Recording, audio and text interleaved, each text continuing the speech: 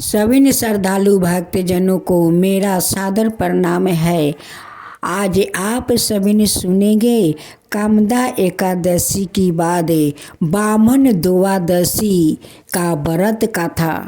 कहते हैं कि बामन द्वादशी की कथा सुनने से विष्णु भगवान की कृपा प्राप्ति होती है। तो भक्तजनों आइए सुनते हैं बामन द्वादशी की कथा। विष्णु के बामन के रूप में 5वां अवतार लिया था। माना जाता है बामन के रूप में भगवान विष्णु का यह पहला अवतार है। इस दिन भगवान विष्णु की कृपा पाने के लिए व्रत की जाती है। आइए जानते हैं व्रत कथा। बामन द्वादशी कथा। श्रीमद् भगवत पुराण में बामन अवतार के बारे में हमने उल्लेख कथा अनुसार एक बार देवों और देवतों में युद्ध हो गया। इस युद्ध में देवता दैत्य बलि से युद्ध हार गया।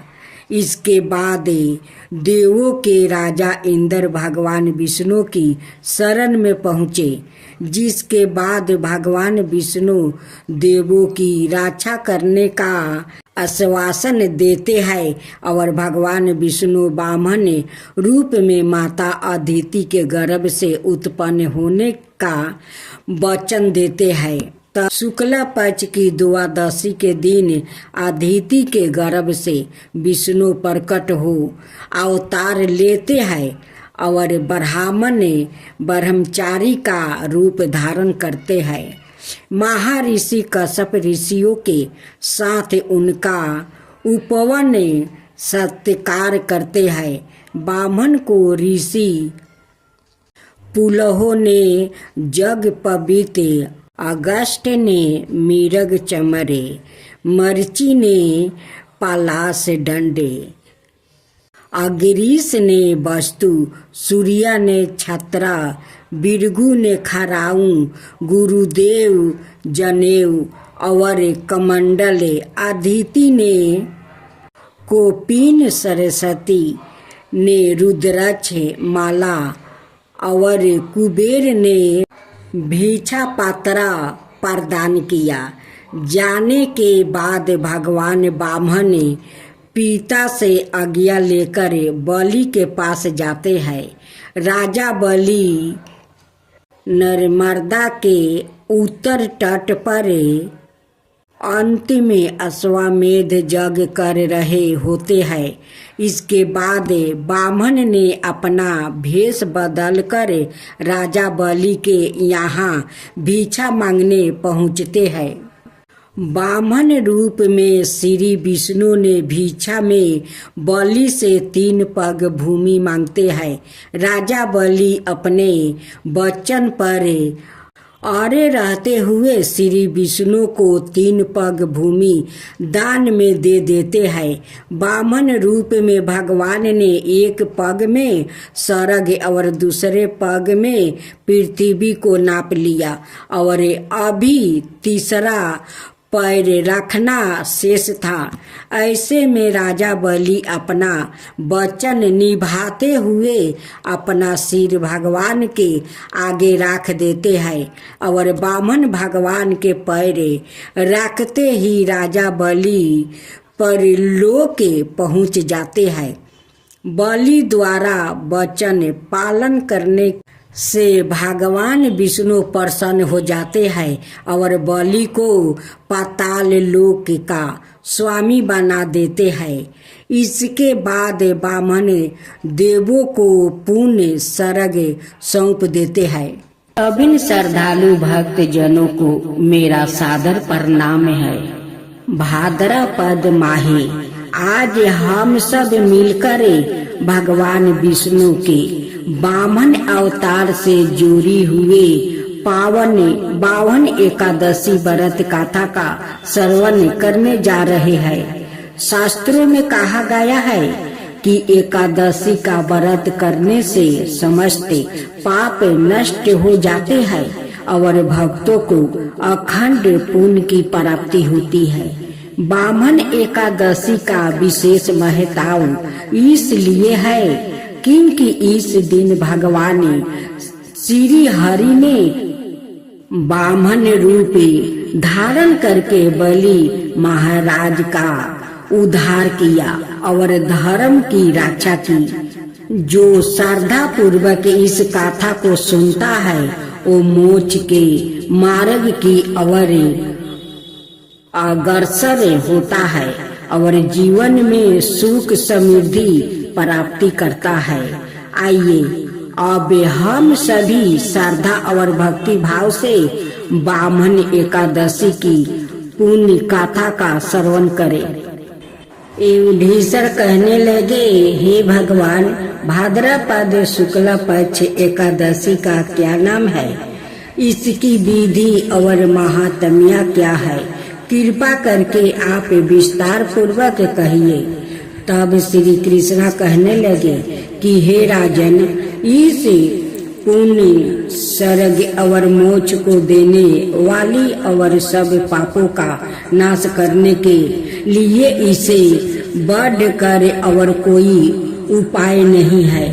जो मनुष्य इस एकादशी के दिन मेरी बामन रूप की पूजा करता है उसे तीनों लोक पूजिया होते हैं।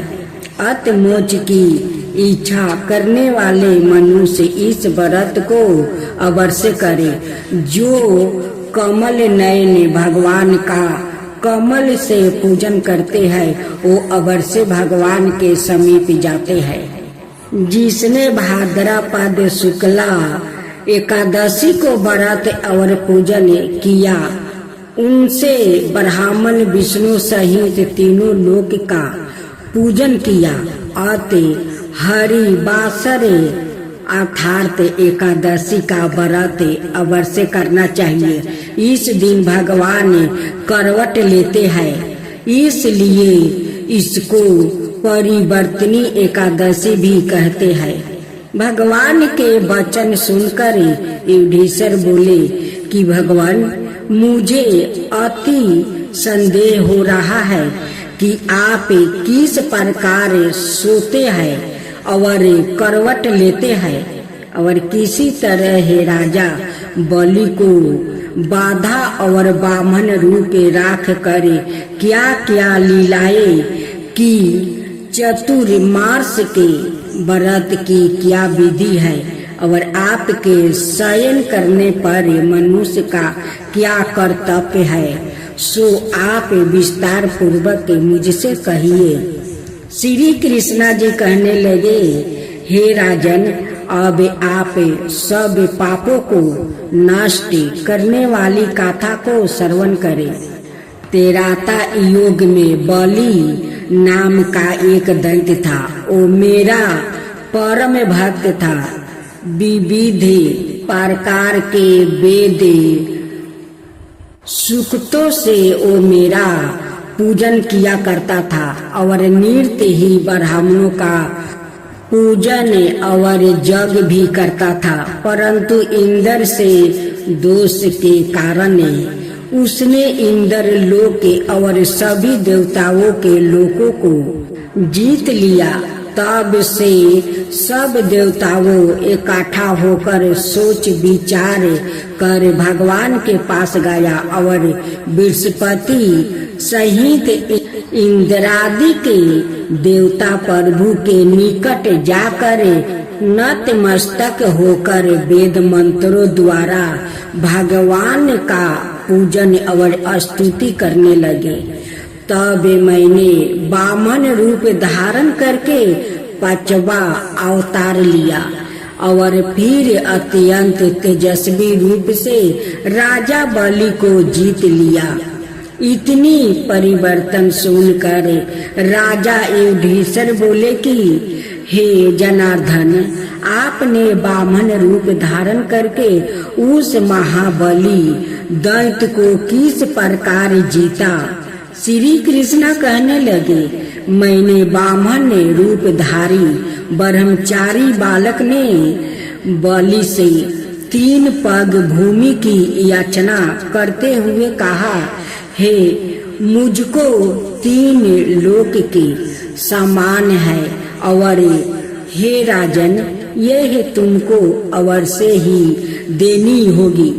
राजा बलि ने इसको तुच्छ सी याचना समझकर तीन पग भूमि का संकल्प मुझको दे दिया और मैंने अपने त्रिविक्रम रूप को बढ़ाकर यहाँ तक कि भूलोक में पद, भूलोक में जंघा, सरक लोक में कमर, कमलोक में पेट, जनलोक में हृदय, यमलोक में कंठ की स्थापना कर सप्तलोक में मुख उसके ऊपर मस्तक स्थापित किया। सूर्य चंद्रमा आदि सब ग्रह, योग निक्षत्र, इंद्रादि के देवता और शेष आदि सब नाग गणों ने विविध प्रकार से वेद सूतकों द्वारा प्रार्थना की।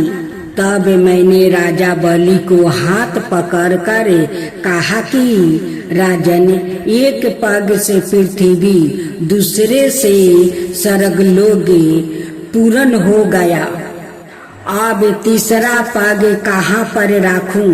तब बलि ने अपना सिर झुका लिया और मैंने अपना पैर उसके मस्तक पर रख दिया, जिससे मेरा यह भक्त पाताल को चला गया।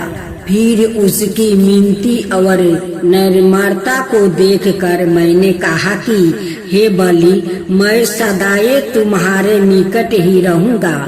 विरोचन के पुत्र बलि के कहने पर वहाँ पर भाद्रपद शुक्ला परिवर्तनी एकादशी के दिन बलि के आश्रम पर मेरी मूर्ति स्थापित हुआ और दूसरी क्षीर सागर में शेषनाग के वृष्ट पर हुआ। हे राजन, इस एकादशी को भगवान शयन करते हुए करवट लेते हैं, इसलिए तीनों लोकों के स्वामी भगवान विष्णु का उस दिन पूजन करना चाहिए।